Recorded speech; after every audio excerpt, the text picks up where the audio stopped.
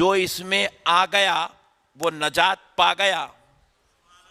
من رکیبہ فیہا نجا, جو اس میں سوار ہو گیا, چڑھ گیا, یہ کشتی اہل بیت میں جو آ گیا, اہل بیت کی غلامی میں جو آ گیا, اہل بیت کی محبت میں جو آ گیا, وہ نجات پا گیا. اور جو ان کے خلاف کیا, جو ان کے ساتھ غداری کیا, جو اہل بیت کے ساتھ بے وفائی کیا, جو اہل بیت کو کربلا کے میدان میں غلطی پہ جانا, نبی فرما رہے ہیں وہ غرق ہو گیا, ہلاک ہو گیا, برباد ہو گیا. اسی لیے کبھی اہل بیت کے خلاف نہیں جانا,